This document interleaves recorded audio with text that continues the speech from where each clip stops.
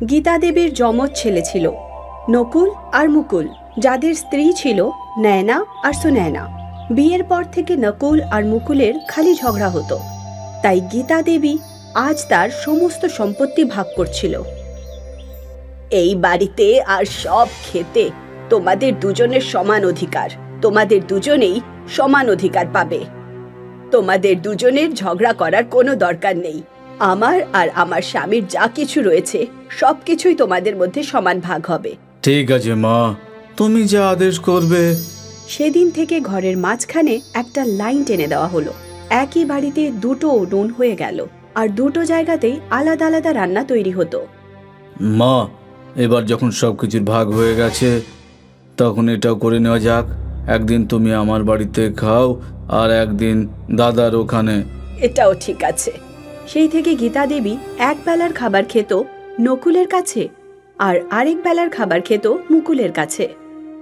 সম্পত্তির সাথে সাথে মাও ভাগ হয়ে গেছিল, আর এইসবের কারণ ছিল নকুল আর নয়না। নয়না সব সময় নকুলকে উস্কানি দিত। আমার তো মনে হয় তোমার মা মুকুলদের বেশি সম্পত্তি দিয়েছে। এমনটা হতে পারে না, মা তো সবটা সমান ভাগে ভাগ করেছে। তাও বুঝতে পারছি না। মুকুল আর সুনয়না দেখি তোমার মায়ের খুব যত্ন নেয়, মায়ের সেবা করে। এমনি এমনি কেউ কেন মায়ের এভাবে সেবা করবে? আরে তুমি না, মুকুল এই রকম, ও বরাবরই মাকে বেশি ভালোবাসে। কিন্তু সুনয়না, ও কেন সেবা করবে? কারণ বৌদি দাদার সব কথা শোনে, বুঝেছ? ও তোমার মতো নয় যে নিজের স্বামীকে আঙুলের ওপর নাচাবে। হ্যাঁ হ্যাঁ, তুমি তো আমাকেই দোষ দাও। আমি তো সবার ভালোর জন্য বলেছিলাম যে ভাগ করে দেওয়া হোক। এমনিতেও তোমার মায়ের বয়স হয়ে গেছে, ভবিষ্যতে কি হয় কে জানে। ভালোই তো হলো যে তাড়াতাড়ি টাকা আর সম্পত্তির ঝামেলা মিটে গেল। এবার অন্তত তোমার মায়ের ওপরে কোনো বোঝা থাকবে না তো। এবার হয়েছে তো, ছেড়ে দাও। সেখানেই অন্যদিকে মুকুল আর সুনয়না মায়ের সেবা করতে ব্যস্ত ছিল। মা, আমি তোমার পছন্দের বেসনের লাড্ডু বানিয়েছি। বাহ, খুব ভালো। আর মা, আমি কবিরাজকে তোমার কোমরের ব্যথার কথা বলেছি, বুঝেছ? উনি বলেছেন সন্ধেবেলা ওনার থেকে তেল নিয়ে নিতে, সেই তেলে তোমার কোমরের ব্যথা ঝট করে উধাও হয়ে যাবে। ভালো কথা। ভালো থাকো তোমরা দুজন, সব সময় ভালো থেকো। গীতা দেবী মুকুল আর সুনয়নাকে আশীর্বাদ দিচ্ছিল, আর এটা দেখে নয়নার রাগে ফেটে পড়ল। সন্ধেবেলায় যখন নয়নার পালা এলো, তখন নয়নাও খাবারের সাথে মিষ্টি বানালো। এই নিন মা, আপনার পছন্দের পনিরের তরকারি, রুটি, রায়তা, ভাত আর রসগোল্লা। বাহ বাবা, আজ কি বিশেষ কিছু আছে? বিশেষ কিছু না, এই একটু বানাতে ইচ্ছে হলো। তুমি আমার ছেলের বউ, তোমাকে আমি ভালো করে জানি। তুমি পারলে তো রান্নাঘরেই যাও না। কি যে বলেন মা, আপনিও? ভালো কথা যে তুমি এত খাবার তো বানিয়েছো। ভগবান তোমায় সুবুদ্ধি দিক। দুজনকে দেওয়া আশীর্বাদে পার্থক্য ছিল। এইসব শুনে নয়না আরো রেগে গেল। ও মনে মনে প্যাচ কষতে লাগলো। গীতা দেবীর মুকুল আর সুনয়নার ভালো মানুষই পছন্দ ছিল। সে জানতো যে এরা দুজন সেবা বিনা কোনো স্বার্থে করে। অন্যদিকে নকুল আর নয়না ছিল খুবই স্বার্থপর। তাদের সব কিছুর পেছনেই কোনো না কোনো স্বার্থ ছিল। কয়েক বছর অবধি সবকিছুই এইভাবেই চলতে থাকলো। এবার গীতা দেবীর শরীর খারাপ হতে শুরু করলো, আর একটা ব্যাপার নিয়ে উনি খুব চিন্তিত থাকতেন। আমি সবকিছু তো তোমাদের দুজনের মধ্যে ভাগ করেছি, শুধু আমার কাছে জাদুই কুকার আছে। ওটা কোনো একজনকে দিলে অন্য জনের সাথে অন্যায় হবে, কিন্তু ওই জাদুই কুকার তারই প্রাপ্য যে ভালো। তাই এটা আমি মুকুল আর সুনয়নাকেই দেব। এই ভেবে গীতা দেবী কুকার হাতে নিল আর সুনয়নার কাছে গেল। আরে বাহ মা, পিতলের কুকার! ভাবলে পিতল আর ভাবলে সোনা, নিজের নিজের ভাবনার ওপর। আমি বুঝলাম না মা। আমি ওই কুকুরটা অনেকদিন পর দেখেছি মা। এটা আমাদের ছোটবেলায় ছিল না?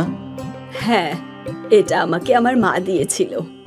এটা আমাদের বংশের কুকার, কিন্তু এটা কোনো সাধারণ কুকার নয় বাবা, এটা জাদুই কুকার। জাদুই কুকার? এর জাদু আমি তখন বুঝতে পারলাম যখন তোমরা দুজন জন্মেছিলে। সেই সময় গ্রামে খরা ছিল, খাওয়ার জন্য কিচ্ছু ছিল না, লোকেরা খিদেতে মরে যাচ্ছিল। তখনই আমাদের পরিস্থিতি একটু ভালো ছিল, তাই আমাদের দ্বারা যেটুকু সম্ভব আমরা করেছিলাম। ক্ষুধার্তদের খাবার দিতাম, আর তারপর আমাদেরও সব সবজি শেষ হয়ে গেল। একটা সময় এমন এলো যে আমাদের কাছেও খাবার কিছুই রইল না। সেই সময় আমার মায়ের কথা মনে পড়ল, আর আমি এই জাদুই কুকারকে উনুনে বসিয়ে দিলাম, আর সেটাও শুধু জল ভরে। আর কুকারের কাছে পোলাও চাইলাম, আর মুহূর্তের মধ্যেই পুরো কুকারটা পোলাওয়ে ভরে গেল। সেই সময় আমরা সবাই পেট ভরে খাবার খেয়েছিলাম, আর সব ক্ষুধার্তদেরও খাইয়েছিলাম। যখন খরা শেষ হলো তখন সব কিছু আগের মতো হয়ে গেছিল। আমি কুকারকেও সাবধানে রেখে দিলাম। সেদিনের পর আর কুকারের দরকারই পড়েনি। সুনয়না, এবার এটা আমি তোমাকে দিচ্ছি। আমার বিশ্বাস তুমি এর সঠিক ব্যবহার করবে। হ্যাঁ মা, নিশ্চয়ই। গীতা দেবী ওই জাদুই কুকার সুনয়নাকে দিয়ে দিল, আর তার কিছুদিন পরেই উনি মারা যান। সুনয়না কুকারটাকে সাবধানে রেখে দেয়। কয়েক বছর কেটে যায়। সুনয়না কুকারের কোনো প্রয়োজন ছিল না। তারপর হঠাৎ ভারী বর্ষা শুরু হয়ে যায়। গ্রামে জল ভরে যেতে লাগলো। টানা 3 দিন বৃষ্টি হলো। সব লোকেরা চিন্তায় ছিল। বৌদি, তোমার কাছে কি কোনো কিছু খাবার আছে? খুব খিদে পেয়েছে। না, সব শেষ হয়ে গেছে। তখনই মুকুলের মায়ের কথা মনে পড়ে গেল। আরে সুনয়না, আমাদের কাছে জাদুর কুকার আছে তো। হ্যাঁ। সুনয়না তাড়াতাড়ি জাদুই কুকার নিয়ে এলো, আর গীতা দেবী যেমন বলেছিল তেমনই শুধু জল ভরে কুকার উনুনে বসিয়ে দিল। বৌদি, তুমি এটা কি করছো? তুই শুধু দেখ। সুনয়না কুকারের কাছে পনিরের তরকারি চাইলো, আর যখন সুনয়না কুকার খুললো তখন কুকারে প্রচুর পরিমাণে পনিরের সবজি ছিল। বাপ রে! সুনয়না তরকারি অন্য বাসনে ঢেলে দিল, আর কুকারে আবার জল ঢেলে দিল। আমার ভাত চাই। কুকার খুলতেই তাতে ভাত ছিল। বৌদি, আপনি রুটিও আনিয়ে নিন। হ্যাঁ দাদা। সুনয়না কুকার উনুনে বসালো, আর এবার তাতে প্রচুর রুটি ছিল।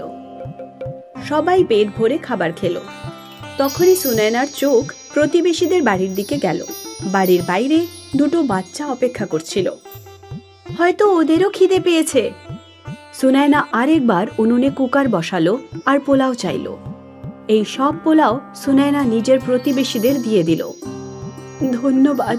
আমরা সবাই খাবারেরই অপেক্ষা করছিলাম। রেশন শেষ হয়ে গেছিল, বুঝতে পারছিলাম না যে বাচ্চাদের কি খাওয়াবো। কোনো ব্যাপার না, এবার সবাই পেট ভরে খাও। যখন সুনয়না বাড়ি ফিরলো তখন নয়না তাকে বলল, এই জাদুই কুকারটা তো আমাদের, আমরা অন্যদের কেন সাহায্য করব? কারণ এর জাদু এই রকমই। যদি তুমি শুধু এটা নিজের জন্য ব্যবহার করো তাহলে এর জাদু শেষ হয়ে যাবে। এরকম আবার হতে পারে নাকি? এটা হলো জাদুই কুকার, এটা যার কাছেই থাকুক সে যা চাইবে সে তা পেয়ে যাবে। আচ্ছা, তাহলে তুমি চেষ্টা করে দেখে নাও। হ্যাঁ হ্যাঁ, অবশ্যই। নয়না কুকার ধুলো আর তাতে জল ভরে দিল। আমার পালং শাকের তরকারি চাই। কিন্তু যখন নয়না কুকার খুললো তাতে শুধু জলই ছিল। এ কি? এবার আমি চেষ্টা করছি। আমার পালং শাকের তরকারি চাই। সুনয়না কুকার বন্ধ করলো আর 1 মিনিট পর খুললো। কুকার পালং শাকের তরকারিতে ভর্তি ছিল। এবার তুমি বুঝেছো নয়না, এই কুকারের জাদু শুধু ভালোর জন্য কাজ করে। হ্যাঁ, আপনাকে ছাড়া কেউ যদি এই কুকার থেকে কিছু চায় তাহলে সেটা কাজ করবে না। আজ থেকে আমিও আপনার মতোই ভালো হব। কেন, জাদুই কুকার চালানোর জন্য?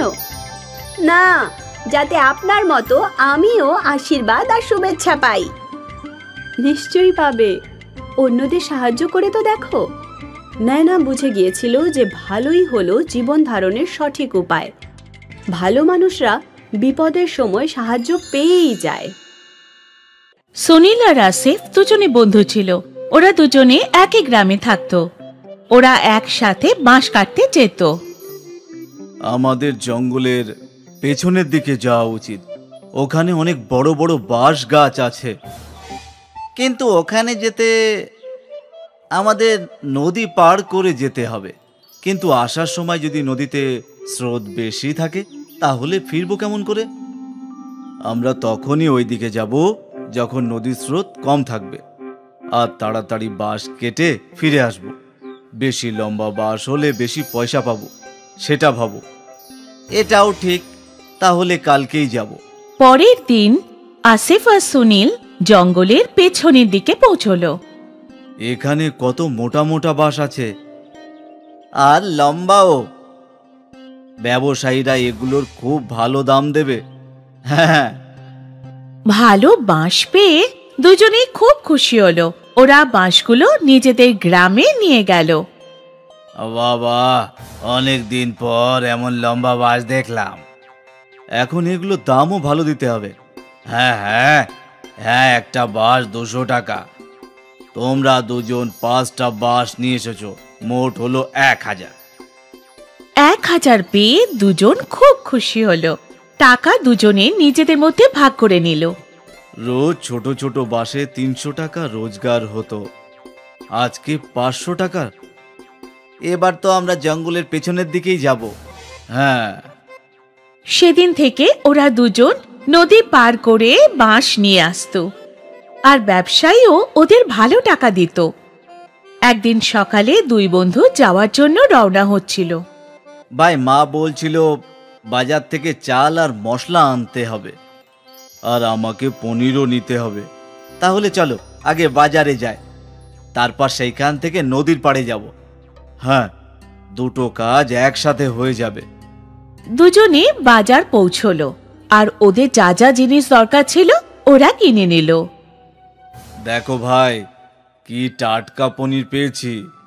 আজকে রাতে তো আমার নিমন্ত্রণ, আমিও আসবো খেতে। চলে এসো, আমি কখনো বারণ করেছি নাকি? চলো এবার নদীর পাড়ে যাই, বাঁশ কেটে বিক্রিও তো করতে হবে। হ্যাঁ হ্যাঁ। তারপর ওরা জঙ্গলের দিকে রওনা দিল। প্রতিদিনের মতো ওরা নদী পার করে তারপর জঙ্গলে পৌঁছে গেল আর বাঁশ কাটতে লাগলো। কিন্তু হঠাৎ বৃষ্টি শুরু হয়ে গেল। আমাদের বাড়ি ফিরে যাওয়া উচিত, নদীতে জল বেড়ে যাবে। হ্যাঁ, শুধু আর একটা বাঁশ কেটে নিই। হ্যাঁ, বৃষ্টি আরো জোরে শুরু হয়ে গেল। কিছুক্ষণের মধ্যে ওদের বাঁশ কাটা হয়ে গেল। তারপর ওরা বাঁশ নিয়ে নদীর দিকে রওনা দিল।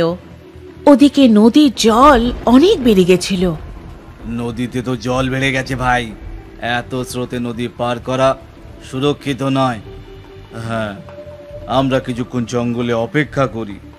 হ্যাঁ, ওই দিকে যে গুহাটা আছে না, সেখানে অপেক্ষা করি গিয়ে। দুজনে মিলে গুহার দিকে চলে গেল। গুহায় আগে থেকেই কিছু শুকনো কাঠ ছিল। এইগুলো জ্বালিয়ে দিই, একটু গরম হবে। আসিফ যে জিনিসগুলো কিনেছিল সেখানে ম্যাচ বক্সও ছিল। আসিফ ওই শুকনো কাঠে আগুন জ্বালিয়ে দিল, আর দুই বন্ধু আগুন পোহাতে লাগলো। খুব খিদে পেয়েছে ভাই আমারও। শোন, আমরা কিছু বানিয়ে নিই। এমনিতে কিছু জিনিস তো আমাদের কাছে আছেই, কিন্তু আমরা কি করে বানাবো? আমাদের কাছে বাসন তো নেই। তখনই আসিফের নজর পড়ল বাঁশের ওপর। আমাদের কাছে বাঁশ তো আছে, বাঁশের ভেতরে খাবার বানাতে পারবো। কিভাবে? তুমি বাম্বু বিরিয়ানির কথা শোনোনি? না, বাম্বুতে বিরিয়ানি আবার হয় নাকি? কিন্তু আমাদের কাছে মাংস কোথায়? মাংস নেই তো কি হয়েছে, আমাদের কাছে পনির তো আছে। পনির বিরিয়ানি খেয়ে নেব। কিন্তু কি করে? তুমি শুধু দেখো। আসিফ দুটো বাঁশের টুকরো কাটলো। ওর কাছে যে চাল ছিল ধুয়ে নিল। বাঁশের ভেতরে চাল, মশলা, জল, লবণ আর পনির দিয়ে দিল। তারপর বাঁশের একদিকে গাছের পাতা ভরে বাঁশের মুখ বন্ধ করে দিল। তারপর সব জিনিসগুলো ভালো করে নেড়ে জ্বলন্ত আগুনে রেখে দিল। এবার ব্যাস 20 মিনিটে আমাদের বাম্বু বিরিয়ানি তৈরি হয়ে যাবে। দেখা যাক। বাম্বু ভালো করে আগুনে পুড়তে লাগলো। তারপর যখন বাম্বু একেবারে ভালো করে পুড়ে গেল, তখনই খুব সুন্দর একটা গন্ধ গুহাতে ভরে গেল। মনে হচ্ছে বিরিয়ানি তৈরি হয়ে গেছে ভাই। আসিফ ওই বাম্বু বাইরে বের করলো আর দুটো কলা পাতা পেতে নিল। আর যখনই বাম্বু একটু ঠান্ডা হলো তখন বিরিয়ানি কলা পাতায় বার করে নিল। দেখতে তো খুব সুন্দর হয়েছে। এমন যেই হোক, খিদে তো পেয়েছে, খেয়ে নিই আগে, চলো। দুজনে বিরিয়ানি মুখে দিল আর দুজনে মন্ত্রমুগ্ধ হয়ে গেল। তারপর দুজনে খুব মজা করে বিরিয়ানি খেতে লাগলো। ভাই, তুমি এত ভালো বাম্বু বিরিয়ানি বানাও যে কিছু বলার নেই। ধন্যবাদ। তোমার তো বিরিয়ানি বিক্রি করা উচিত বন্ধু। সেটা না করে কেন পরিশ্রম করছিস? এই বিরিয়ানির বিখ্যাত হতে সময় লাগবে না। সত্যি? হ্যাঁ, তুমি যদি রাজি থাকো তাহলে একসাথে ধাবা খুলে ফেলি। হ্যাঁ হ্যাঁ, কেন নয়। যখন বৃষ্টি বন্ধ হলো, নদীর জল কমে গেল, তখন দুই বন্ধু সমস্ত বাঁশ নিয়ে গ্রামে ফিরে এলো। কিন্তু আজ ওরা বাঁশ বিক্রি করলো না। পরের দিন আসিফ আর সুনীল গ্রামের মোড়ে নিজেদের দোকান খুলল। গ্রামবাসী অবাক হয়ে দেখছিল যে ওরা বাঁশের ভেতর কি বিক্রি করছে। আরে ভাই, এগুলো কি? এগুলো বাম্বু বিরিয়ানি কাকা, পনিরের। বাম্বু বিরিয়ানি? আমাকেও তো একটু খাওয়াও। গ্রামের লোক এই প্রথমবার বাম্বু বিরিয়ানি চেখে দেখল। আরে বাহ, কি দারুণ স্বাদ আসিফ ভাই। এইরকম বিরিয়ানি সারা জীবনে খাইনি, খুব ভালো লাগলো।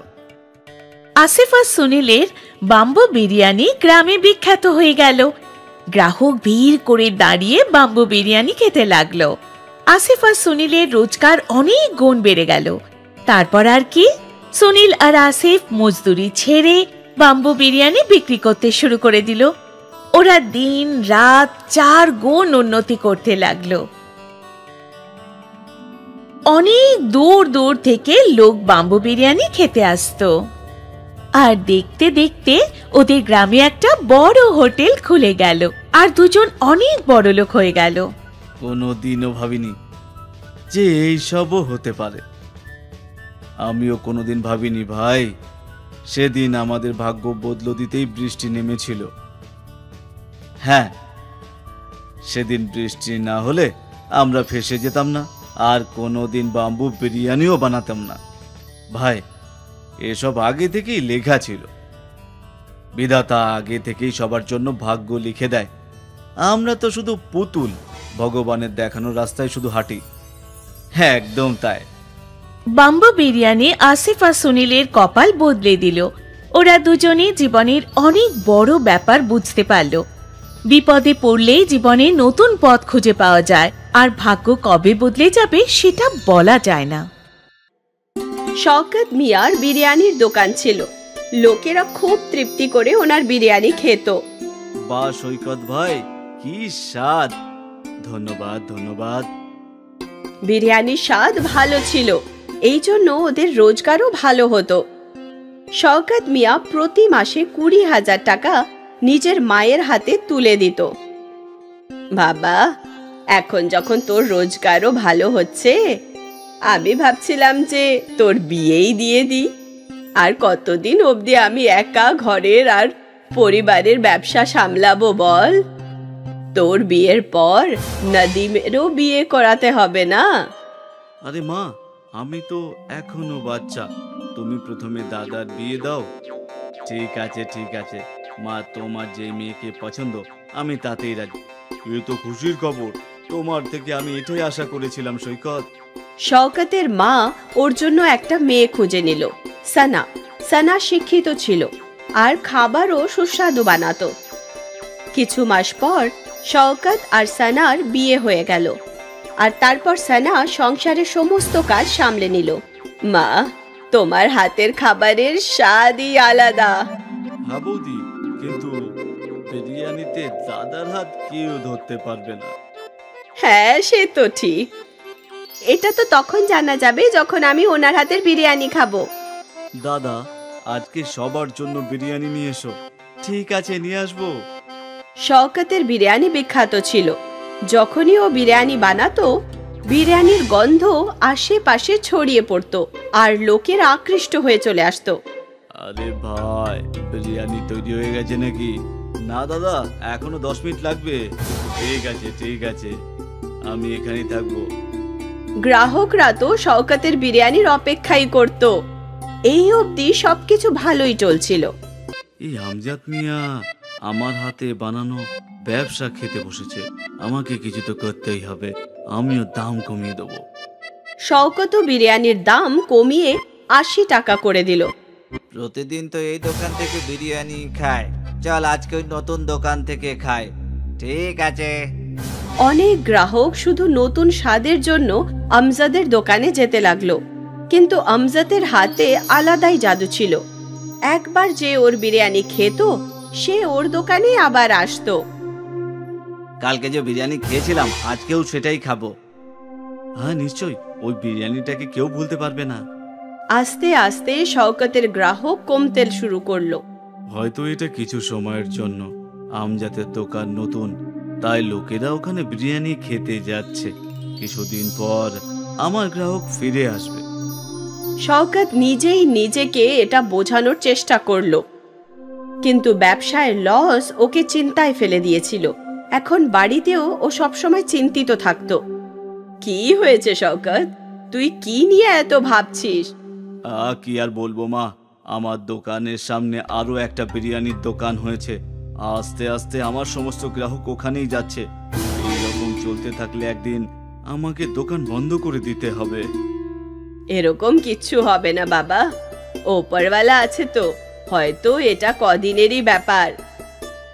আমিও এটাই আশা করছি মা। শওকত চিন্তায় ছিল, আর এই কথাটায় পুরো পরিবারের খারাপ লাগছিল। ওই রাতে সানা শওকতের পুরো ব্যাপারটা জানলো।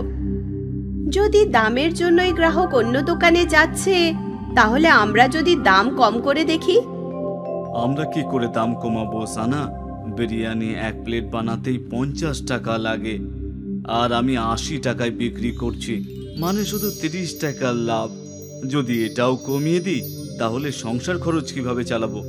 তাহলে কি আমরা বিরিয়ানি বানানোর জিনিসপত্র সস্তায় কিনতে পারি না? বিরিয়ানিতে সব থেকে দামি হলো চাল, সম্ভবত বাসমতি চাল কিভাবে সস্তায় পাবো?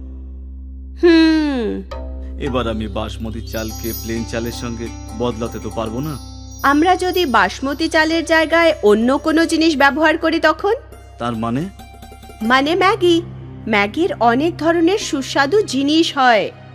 যদি আমরা ম্যাগির বিরিয়ানি বানাই তাহলে আমাদের খরচাও কম হবে। ম্যাগি বিরিয়ানি? এটা তো প্রথমবার শুনলাম। এখনকার যুগে আলাদা জিনিসই বিক্রি হয়, একবার চেষ্টা করেই দেখা যাক না? ঠিক আছে, আর এমনি তো কিছু তো হচ্ছে না, তাহলে ওটাই করা যাক। পরের দিন শওকত প্রতিদিনের মতো বিরিয়ানি বানালো, আর এইবার ও বাসমতি চালের বদলে ম্যাগি দিল। ম্যাগির বিরিয়ানি তাড়াতাড়ি তৈরি হয়ে গেল, আর ওর খরচও কম ছিল। এই জন্য শওকত ও দাম 50 টাকা করে দিল। বাইরে বড় বোর্ড লাগিয়ে দিল, ম্যাগি বিরিয়ানি 50 টাকা। এই ম্যাগি বিরিয়ানিটা আবার কি? ম্যাগি জানি আর বিরিয়ানিও জানি, কিন্তু ম্যাগি বিরিয়ানি আজ অব্দি তো খাইনি। চল আজকে ওটাই খাই। হ্যাঁ হ্যাঁ। ম্যাগি বিরিয়ানির নাম পড়ে অনেক গ্রাহক ওর বিরিয়ানি খেতে পৌঁছলো। বাহ বাহ, খুব সুস্বাদু। এইরকম ম্যাগি বিরিয়ানি আমি কোনোদিনও খাইনি। তার কারণ একটাই যে এটা ম্যাগি নয়, ম্যাগি বিরিয়ানি। বাহ ভাই, এইরকম স্বাদ কোথাও পাইনি। ধন্যবাদ ধন্যবাদ। লোকেরা শওকতের বিরিয়ানি খুব পছন্দ করছিল। ওই দিন শওকতের দোকানে গ্রাহকদের ভিড় লেগে থাকলো। ভাই, ম্যাগির বিরিয়ানি তো চালের বিরিয়ানির থেকেও বেশি সুস্বাদু। আজ থেকে আমরা প্রতিদিন ম্যাগি বিরিয়ানি খাবো। শওকত খুশি মনে বাড়ি ফিরল ও ওই খুশির খবর নিজের স্ত্রীকে বলল, আর ও খুশি হয়ে গেল। ওই মাসে শওকতের অনেক ভালো রোজগার হলো। মাসের শেষে শওকত নিজের মাকে 40,000 টাকা দিল। এত? হ্যাঁ মা, সানার ম্যাগি বিরিয়ানির আইডিয়া কাজ করেছে, দ্বিগুণ রোজগার হচ্ছে। আরো একবার শওকত খুশি থাকতে লাগলো। ওর সমস্যার সমাধান হয়ে গেছিল, কারণ ওর রোজগার বাড়তে লাগলো। ম্যাগি বিরিয়ানি বিখ্যাত হয়ে গেছিল।